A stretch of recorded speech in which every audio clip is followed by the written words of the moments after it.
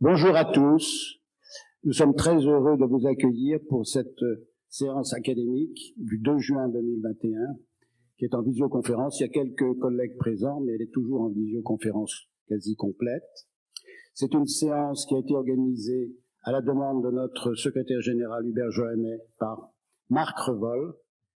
Donc le sujet, c'est la place du traitement par pression négative, qu'on va abréger en TPN, dans la prise en charge des exérèses chirurgicales, sujet de pratique quotidienne s'il en est. Après cette introduction, le professeur Medjeri vous présentera les données de la bibliographie concernant le TPN, puis le professeur Berteuil et le docteur Rebel vous présenteront les résultats de 2 magnifiques études cliniques concernant le TPN. La première utilisation intensive du TPN tel que nous le connaissons aujourd'hui a été faite par les chirurgiens militaires américains lors de la guerre du Golfe. Et l'indication essentielle à cette époque était le conditionnement des grosses plaies de guerre pour préparer les blessés à un transport, une évacuation vers les hôpitaux de l'arrière. À partir de là, le TPN a commencé à être utilisé dans tous les services. Il a été autorisé à la vente en 95 en France, et l'utilisation a explosé d'une façon exponentielle, au point d'être aujourd'hui utilisé pratiquement systématiquement et d'une façon presque irraisonnée dans tous les types de plaies, y compris jusqu'à une période récente, on le propose dans les plaies suturées. Ça pose la question de savoir si les bénéfices du TPN dans le traitement des plaies compensent ses inconvénients et ses risques, qui sont loin d'être négligeables. Le premier est l'asservissement du patient à cette machine, qui est bruyante la nuit et qui restreint considérablement les déplacements le jour, qui nécessite une formation pour les équipes soignantes. Il faut se former à la machine, il faut se former à tous les consommables. Bien plus, il faut se former à chaque type de machine. Chaque type de machine a un mode d'emploi différent. Très généralement, il faut plusieurs personnes pour bien adapter les mousses et pour assurer l'étanchéité du système. Enfin et surtout, le TPN peut être dangereux, surtout s'il est utilisé à domicile par des équipes non formées, si ça n'est pas surveillé 24 heures sur 24, et si la mousse n'est pas renouvelée au bout de 48 à 72 heures. Pourquoi est-ce que le TPN est dangereux? Eh bien, tout simplement parce qu'en appliquant sur la plaie une dépression continue, il va pouvoir provoquer des hémorragies qui peuvent être catastrophiques si la plaie est située à proximité de gros vaisseaux. Les fabricants ne s'y trompent pas, ils ont tous prévu une alarme, un système d'alarme pour détecter cette complication, cet événement. Encore faut-il être là pour surveiller. La dépression continue sur la plaie fait que les bourgeons néoformés pénètrent dans la mousse et inversement, la mousse pénètre dans les bourgeons néoformés, de sorte que lorsqu'on va changer la mousse ou retirer le pansement, des bourgeons néoformés seront arrachés, source de saignement et de douleur, et des fragments de mousse peuvent rester incarcérés dans les bourgeons néoformés, source d'infection. Ce n'est pas moi qui décris ces complications, elles ont été publiées depuis longtemps dans la littérature, avec sur les 2 marches du podium principal, les hémorragies et les infections. Alors, ce tableau présente une particularité, ce sont les chiffres rouges. C'est-à-dire que les événements indésirables graves du TPN, ça conduit jusqu'au décès. Ça n'avait pas échappé à la Food and Drug Administration américaine qui, en 2009, avait émis une première recommandation destinée aux professionnels de santé et attirant leur attention sur les risques de graves complications associées au TPN, spécialement lorsque ce dispositif, cette machine, était utilisée à la maison ou dans les centres de long séjour, mal surveillés, mal utilisés, avec 6 décès et 77 événements indésirables graves en 2009. 2 ans après, la FDA renouvelle son alerte en signalant cette fois 12 décès pour 174 événements indésirables graves. c'est ce qui a motivé les 2 études cliniques que vous allez voir et qui ont été bien entendu précédées d'une revue bibliographique très orientée par la Cochrane. Tout le monde sait que la Cochrane est une organisation internationale qui comprend un très grand nombre d'experts, 28 000 au dernier recensement, 120 pays. C'est une organisation à but non lucratif qui a pour objectif d'éclairer d'une façon impartiale les décideurs, les utilisateurs et les patients, parce que les sites internet de la Cochrane sont à la disposition libre de qui veut les consulter, pour recommander tel ou tel traitement lorsque c'est possible dans un domaine.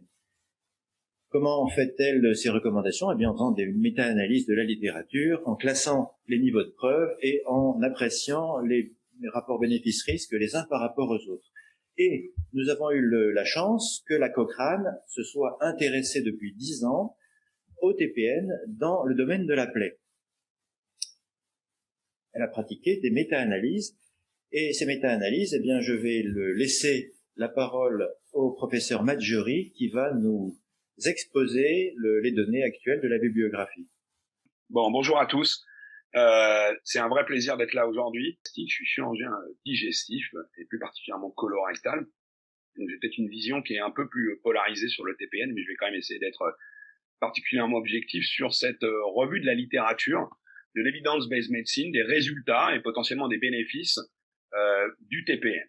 On a sur PubMed énormément de publications, puisque au moment où j'ai préparé cette diapositive il y a à peu près un mois, eh bien vous voyez qu'on en était à 4711 publications qui étaient le résultat d'une recherche avec comme mot-clé négatif pressure wound therapy, donc TPN.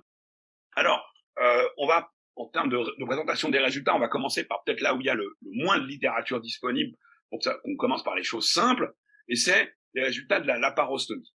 On a quand même un certain nombre d'études sur le sujet, si on se cantonne aux résultats du TPN pour la laparostomie, et on a cette méta-analyse qui est de bonne qualité sur le plan méthodologique, qui a été publiée en 2016, qui regroupe 8 études, un peu plus de 1000 patients, et globalement, car évidemment dans les études c'était assez hétérogène, mais qui comparait le TPN versus autres méthodes. Globalement, les résultats de cette méta-analyse, c'est que il n'y avait aucune différence quand on comparait le TPN à un groupe, certes un peu hétérogène, mais quand même principalement le SAC de Bogota.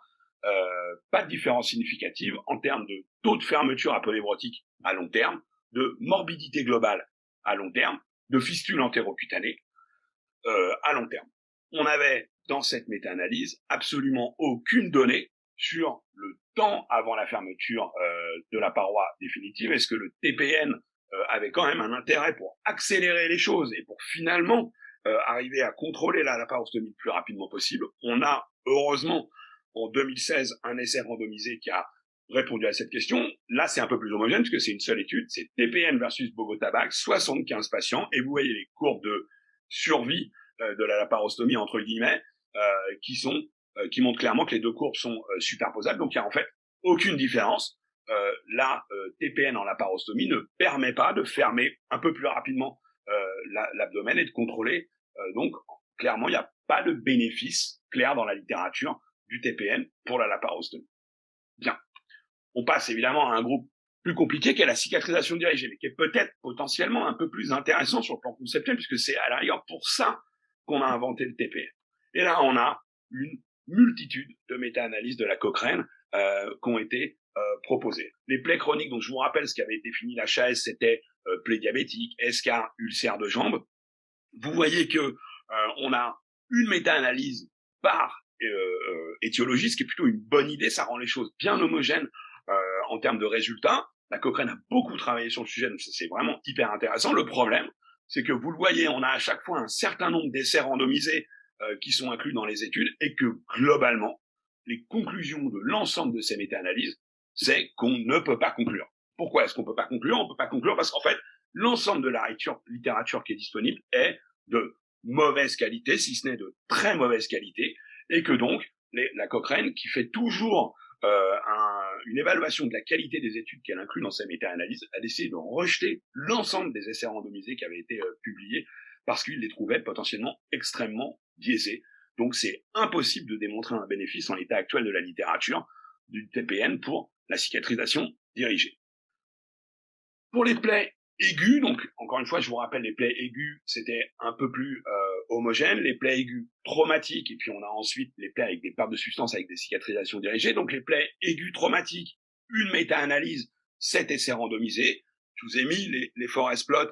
Donc en termes de taux de cicatrisation complète, quand on compare TPN avec un pansement simple, il n'y a pas de différence significative. Il y a autant de malades qui arrivent à la cicatrisation complète dans le TPN versus le pansement simple.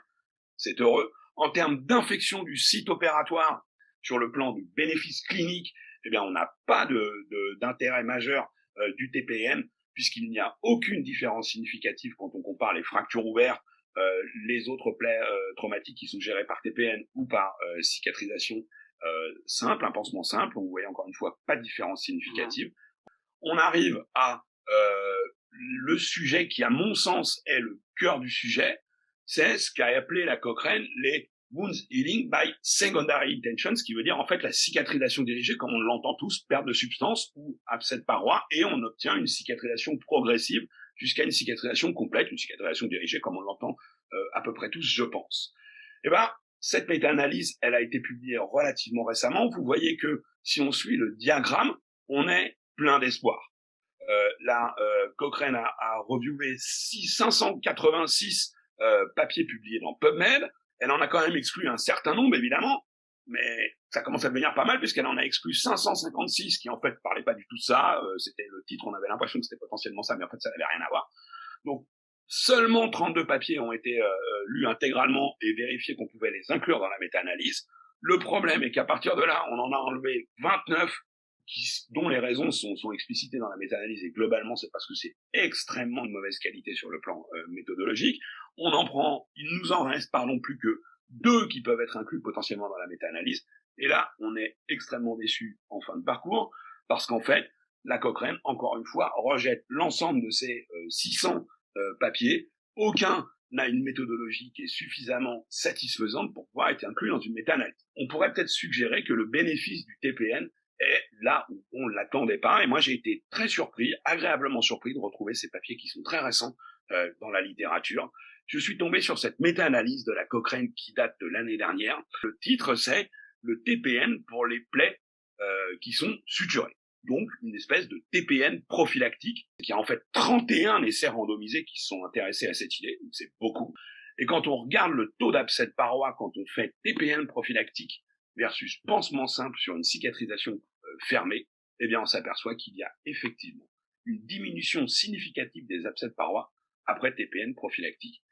Donc en conclusion, eh bien la TPN, il y a de nombreuses études, je vous rappelle près de 5000 études qui ont été publiées, mais finalement extrêmement peu de travaux de bonne qualité sur le plan méthodologique. Il faut quand même retenir qu'il y a un intérêt probable, même si ça va probablement être confirmé dans de nombreuses autres études, mais un intérêt probable dans les plaies suturées en utilisation prophylactique après une chirurgie propre ou propre contaminée. Par contre, il n'y a aucun bénéfice démontré en cicatrisation dirigée, et en particulier, je vous le rappelle, aucun intérêt en termes d'accélération de la cicatrisation dirigée. Et la Cochrane, mais nous aussi, réclamons tous des bonnes études de qualité, bien faites sur le plan méthodologique, pour pouvoir conclure à un potentiel bénéfice ou non du TPN. Alors, chers membres de l'Académie, chers maîtres, chers collègues, Nicolas Berteuil, je suis chirurgien plasticien au CHU de Rennes, et c'est un grand honneur pour moi d'être parmi vous aujourd'hui. Et je tenais à remercier les laboratoires Brottier et le professeur Revol de me permettre de vous présenter cette étude que l'on a réalisée, l'étude ATEC, visant à comparer les traitements à pression négative à l'algostérile dans les exérèses chirurgicales. Alors, cette étude clinique était une étude randomisée de non-infériorité visant à évaluer l'efficacité, la tolérance et le coût de prise en charge des patients par algostérile ou par traitement à pression négative dans les exérèses de plaies chirurgicales. L'ensemble de cette étude a été réalisé selon la législation en vigueur. Du coup, cette étude multicentrique a été réalisée dans 17 services de chirurgie plastique et reconstructrice de nos CHU, dont le coordonnateur était le professeur Revol à Saint-Louis. Tout au long de cette étude, un comité scientifique s'est réuni régulièrement pour veiller à son bon déroulement. 2 sociétés indépendantes ont assuré la saisie des données et l'analyse statistique de cette étude.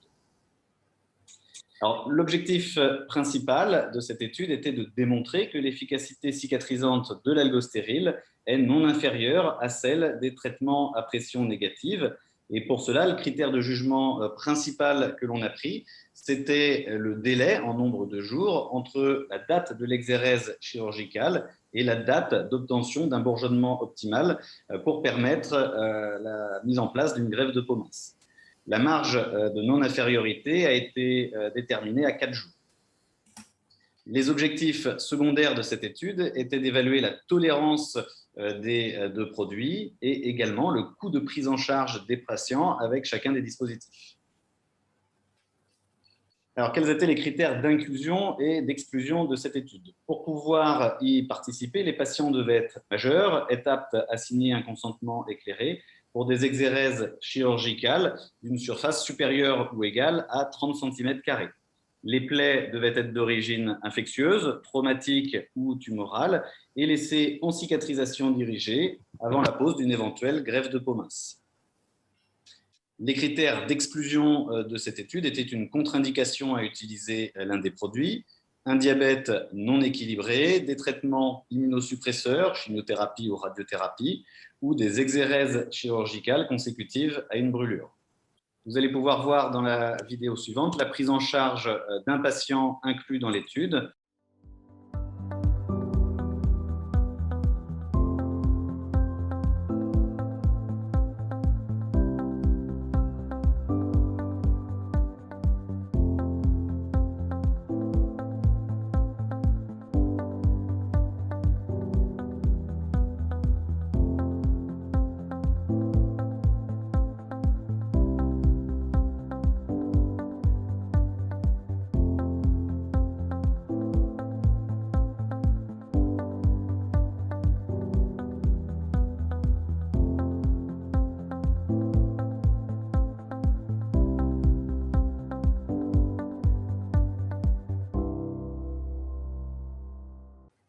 Alors, quels étaient les résultats de cette étude?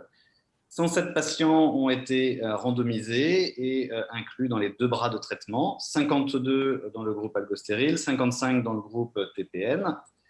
On a malheureusement eu 12 sorties prématurées de l'étude, 5 dans le bras algostéril, 7 dans le bras TPN, ce qui fait que 95 patients sont allés jusqu'à obtenir un bourgeonnement optimal, réalisant notre population par protocole, 47 dans le bras algostéril et 48 dans le bras TPN. Alors, sur ces 12 sorties prématurées, les 5 dans le bras algostéril n'étaient pas liés au pansement. Un des patients a fait un arrêt cardio-respiratoire.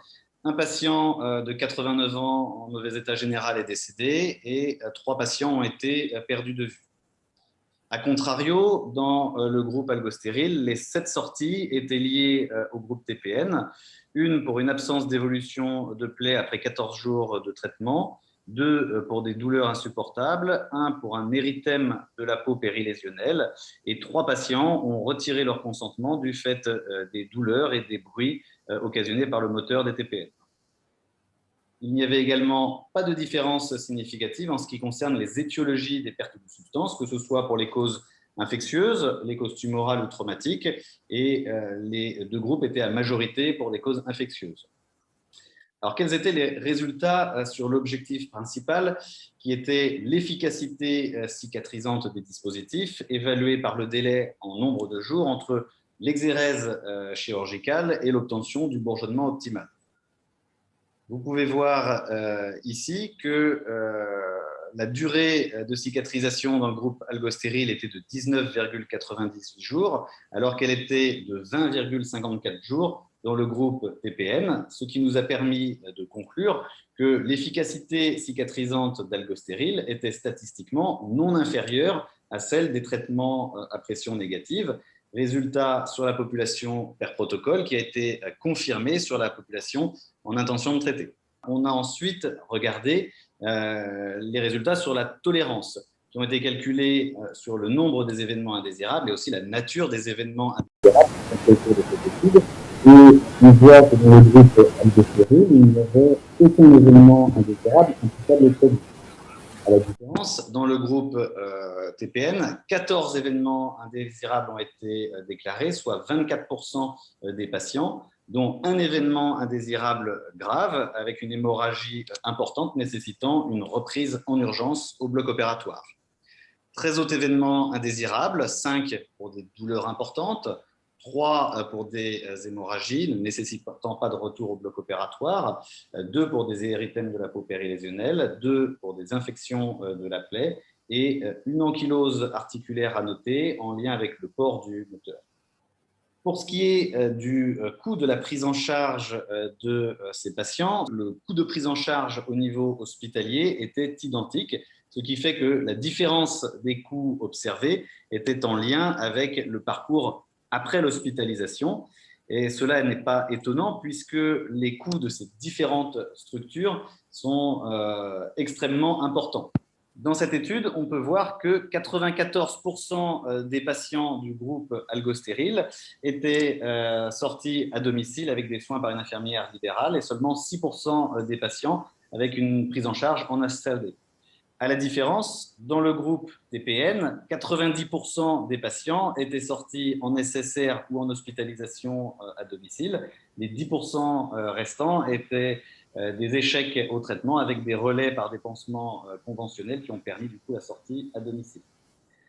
Cela a permis de calculer le coût de la post-hospitalisation qui était dans le groupe algostéril de 498 € par patient, alors que dans le groupe TPN, elle était à 2104 € par patient. Cela nous a permis de calculer une différence de prise en charge d'environ 1600 € par patient dans le groupe algostéril. L'ensemble de ces résultats, que ce soit les résultats cliniques de cette étude, ont été publiés en 2020 dans le PRS Global Open et les résultats de l'étude médico-économique dans les annales de chirurgie plastique et esthétique en tout début d'année. Alors, pour conclure cette étude, on peut dire, au vu des résultats de celle-ci, que l'algostéril est à privilégier au vu des traitements à pression négative pour ce qui concerne les exérèses chirurgicales, et ce pour 3 raisons principales. La première, c'est que l'efficacité cicatrisante est similaire entre l'algostéril et les traitements par TPN, alors que la tolérance est supérieure, puisque, je vous le rappelle, on n'a eu aucun événement indésirable dans le groupe algostéril, alors qu'il y avait quand même 24% d'événements indésirables dans le groupe TPN. De plus, l'économie en termes de santé était environ, pour ce genre de plaie, de 1600 € par patient. Cela nous amène vraiment à se poser la question de poser la balance bénéfice-risque et de choisir le type d'indication que l'on a lorsque l'on va utiliser des traitements à pression négative. Vous pouvez voir ici l'ensemble des opérateurs qui ont participé au déroulement de cette étude et je vous remercie de votre attention.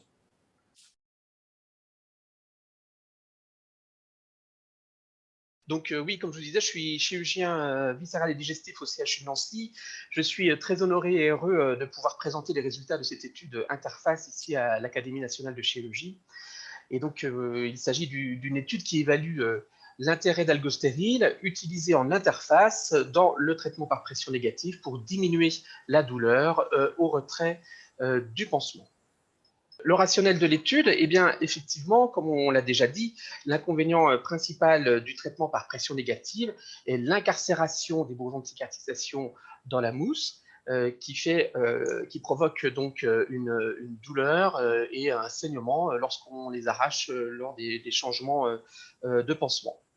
Ils peuvent également provoquer des infections lorsque des fragments de mousse peuvent se détacher et persister dans la plaie. D'où l'idée d'évaluer l'intérêt d'utiliser une interface pour diminuer ces complications. Comme on l'a déjà rappelé, aujourd'hui, des autorités de santé comme la FDA aux États-Unis, la Haute Autorité de Santé en France, ou encore la NHS en Grande-Bretagne, et des industriels recommandent notamment le renouvellement du TPN 3 fois par semaine et l'utilisation d'interfaces non adhérentes pour protéger la plaie, les vaisseaux, les organes ou les zones sensibles. Alors pourquoi le choix de cette interface est orienté vers algostérile? Parce qu'on connaît son pouvoir de drainage qui va agir en synergie avec le TPN pour éliminer l'exsudat de la plaie. On sait également que cet alginate va se gélifier au contact de l'exsudat et permettre un retrait atraumatique. Et parce qu'on a avec ce pansement une libération d'ion calcium qui active le facteur 4 de la coagulation et améliore l'hémostase et accélère le bourgeonnement. Comme on l'a déjà dit, plusieurs publications témoignent de l'intérêt d'utilisation du polyurénate de calcium en interface du TPN, mais il s'agit essentiellement de cas cliniques ou d'avis d'experts et donc à faible niveau de preuve. Donc je reviens à présent sur l'étude clinique qui a évalué les bénéfices d'algostérile en interface du TPN.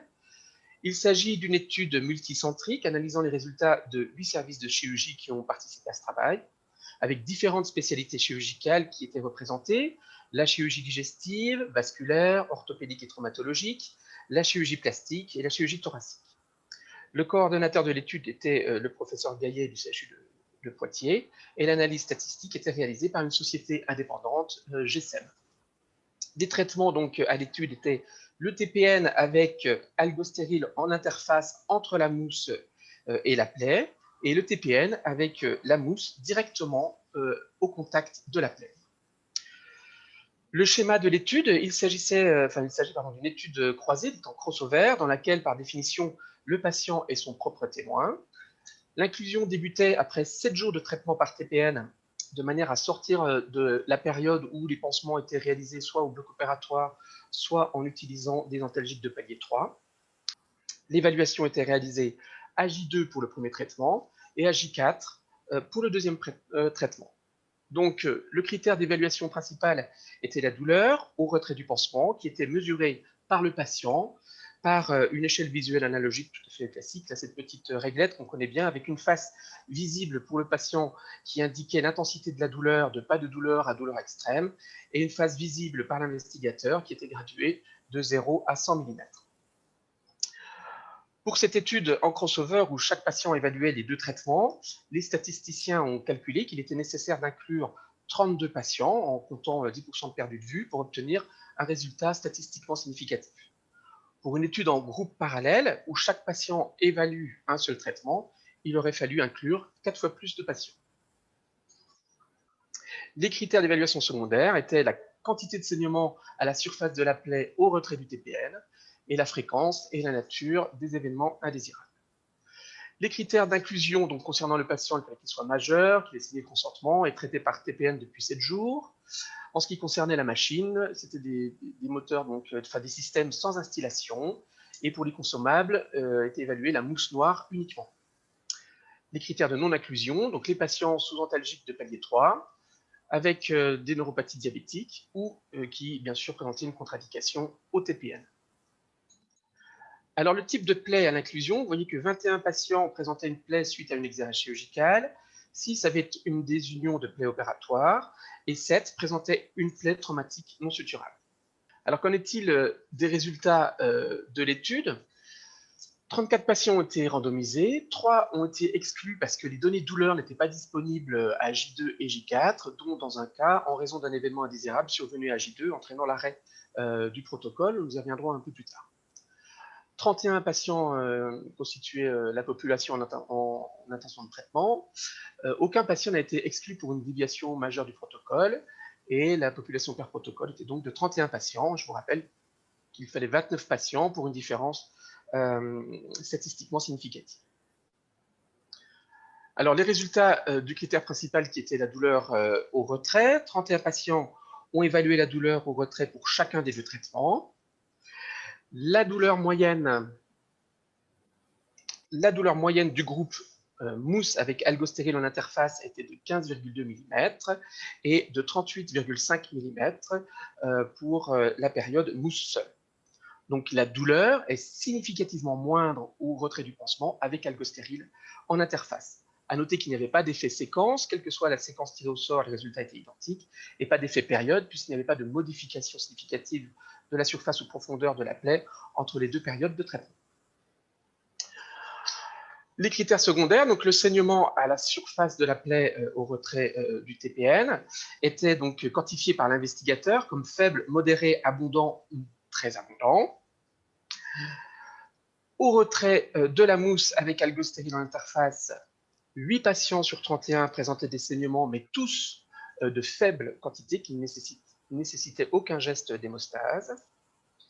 Au retrait de la mousse seule, lorsque la mousse était utilisée seule, donc 15 patients sur les 31 présentaient un saignement, 4 étaient modérés et 11 faibles. À noter donc qu'il y a eu un événement indésirable qui n'est pas comptabilisé dans les statistiques, puisque le patient est sorti de l'étude à J2, il était dans la séquence B, avait reçu la mousse seule pendant la première période, et il y a eu un saignement donc abondant nécessitant un geste d'hémostase au retrait du TPN à J2. Donc ces résultats démontrent que les saignements sont significativement moindres avec algostérile en interface. Donc les événements indésirables, on a parlé donc de ce saignement abondant à J2 et on a observé une macération cutanée des berges de la plaie, qui est une des complications rapportées avec le TPN. Aucun événement indésirable n'était imputable à algostérile lorsqu'il était utilisé en interface. En conclusion, cette étude interface démontre qu'en utilisant algostérile entre la mousse et la plaie lors du traitement TPN, la douleur et le saignement au retrait du pansement sont significativement moindres et qu'algostérile en interface ne cause aucun événement indésirable. Ces résultats confirment donc que algostérile en interface améliore la tolérance et la sécurité du TPN, ce qui lui a permis d'obtenir le marquage CE dans cette indication. Alors, je vous présente juste le témoignage d'un patient qui était opéré un ulcère de jambe dans le service de chirurgie vasculaire au centre hospitalier du pays d'Aix, donc qui avait eu la séquence B, donc avec la mousse seule pendant les 2 premiers jours. Notez la zone hémorragique par la mousse.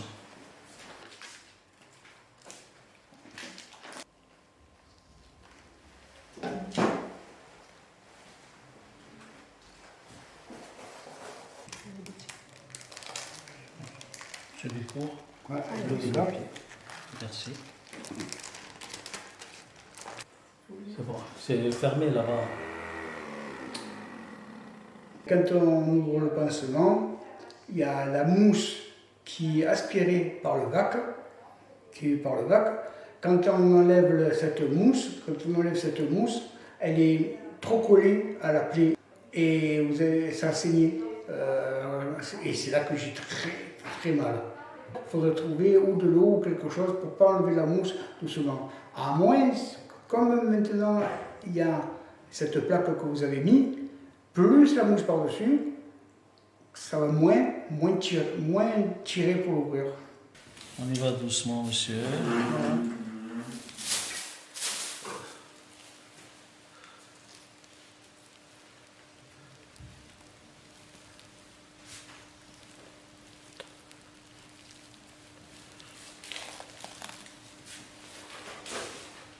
Nettement. Ah, nettement. Décompression. Il y avait la mousse la dernière fois. Ça a même saigné et tout. Là, non, ça va. Je vous remercie pour votre attention. Donc la conclusion me paraît découler de sources, tant les données de la bibliographie que les résultats de ces 2 études cliniques me font préconiser vigoureusement à mes collègues chirurgiens de réfléchir bien sérieusement avant de proposer le TPN dans le traitement d'une plaie. Pourquoi ?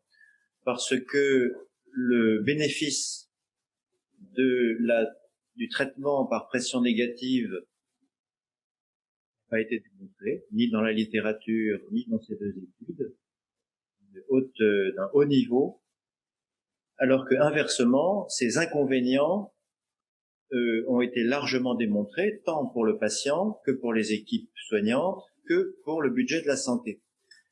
Donc, mon but n'est évidemment pas de vouer le TPN aux gémonies, mais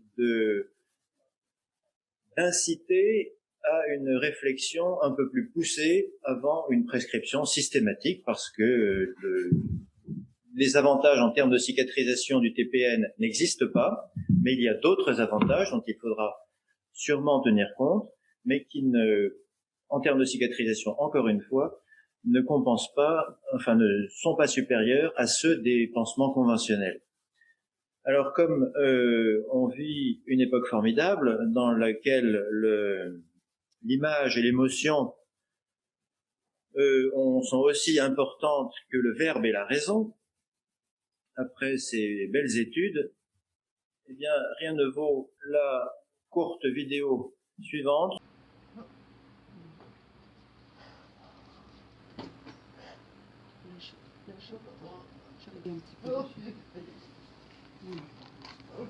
C'est bon. Le plus dur est fait.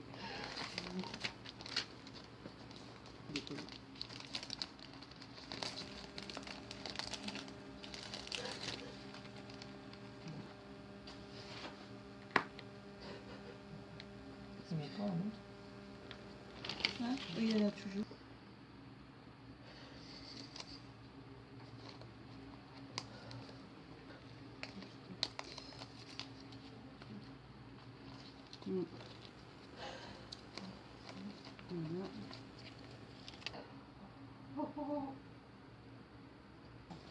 Parce que ça détend le... Ça, voilà. Tu vois, quand tu tires dans le sens inverse, je veux bien, ça ça marche. marche. Hein. Non. Noué. Chez nous, est quelque chose de bien. Ah ouais, mais Allez. ça me dure depuis le mois d'avril, je voudrais que ça s'arrête plus. Oh, oui. Allez, attrapez dans la barrière. On va devoir... Non, laissez faire. Tout va bien, tout va très bien. Respirez. Respirez tranquillement. C'est fini, c'est fini, c'est fini. C'est fini. Ouais. Voilà, c'est fini. Il n'est plus là. À côté, un pansement conventionnel, l'algostérile, est facile à poser, facile à enlever, et sans les inconvénients qu'on a déjà vus, il assurera une vitesse de cicatrisation qui sera au minimum équivalente. Donc on aimerait bien qu'il existe un procédé magique qui accélère d'une façon quelconque la cicatrisation, des plaies chirurgicales en particulier, mais malheureusement la vérité scientifique sera toujours plus belle que les créations de notre imagination et les illusions de notre ignorance. Bien entendu, ce n'est pas de moi, mais de notre glorieux ancêtre Claude Bernard.